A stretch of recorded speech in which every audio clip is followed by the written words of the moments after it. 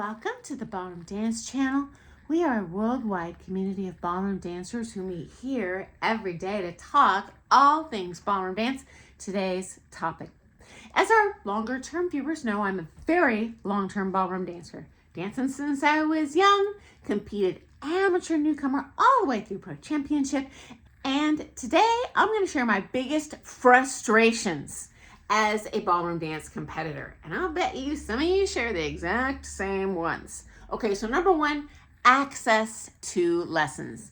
Now, back in the dark ages when I started dancing, we did not have a single competitive teacher in the entire state. I had to drive out of state for lessons. And then later, when I got to that championship level, I had to fly out of state and fly out of the country to get the lessons that I needed to get next level. Oh my goodness, huge sacrifice of time, of money, of all of it.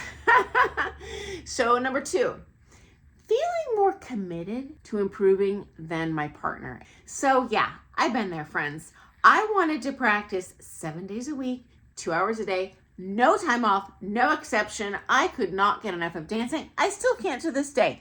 There's not a day that goes by that I leave the studio that I'm like, I'm done for the day. No, I always want a little bit more. But I've never had a partner as committed as me. It was just like a hunger and I could never get a big enough meal. Plus the frustration. I'm a really competitive person by nature. I just want to be the best I can be. And it's really hard to be the best you can be if you're singularly dancing on your own. And yes, I recommend dancing on your own. I did it on my own. My pros recommended that I do it on my own.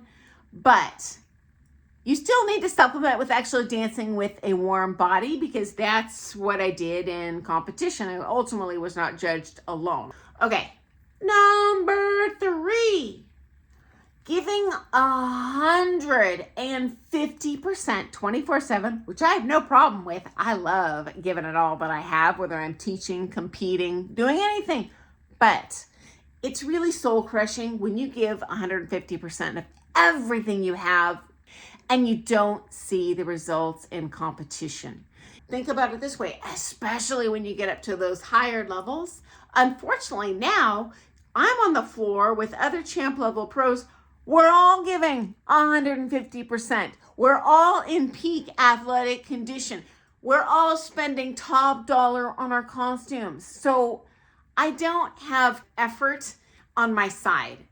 I'm improving, but guess who else is improving? Everyone else in the room. And it's like I'm in a marathon with the best marathoners in the world, and I'm trying to get out of that pack. It can be really challenging emotionally to feel like you're not improving. And at this stage, guys, actually in every stage, it's gonna be a big help to you if you retain videos of your dancing. Oh my gosh, you guys are so lucky. You youngsters out there, any of you competing now, you have cell phones, you can take videos. Did not exist in my day. Anyway, it doesn't make it any less frustrating if you just give every bit of your soul and your wallet to this and you don't see results. Okay, number four, you're gonna go to comps where your dancing sucks. So maybe you actually are improving and you're amazing, but you have a bad day on comp day. For example, for me, when I go to high altitudes, it totally affects me. I do not dance my best at all. Maybe you didn't get sleep. Maybe you're stressed out. Maybe you don't feel well. These things happen. You can't change the comp day. It is what it is. You just got to throw it down with whatever you bring to the table. Maybe you just got some new choreo. Maybe your pro forgot the choreo. Things happen and it's out of your control. And trust me, I feel your pain. I so want to be in control too, and we're not. So it is. And final frustration. Once you get to that champ level, at least for me, and I know for many of you, because I've heard from you on the DL, suddenly everyone wants to take you down, especially the local pros. So once I got to a skill level where, truth be told, I was better than local pros, it did not go over well. And other pros warned me this would happen. They were constantly criticizing my dancing. putting me down. And I did not realize that at the time I was clueless. But they read the tea leaves. They predicted that we would turn pro and we'd steal all their students.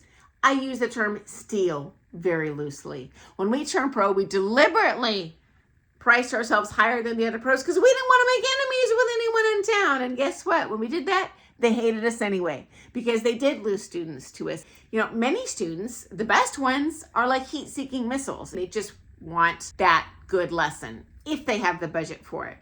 So yeah, that was really, really, really frustrating when I was in the comp ranks, especially when I was an amateur having barbs thrown at me because I had no plans to turn pro. And at that time, I just didn't understand the politics and what was going on in their heads.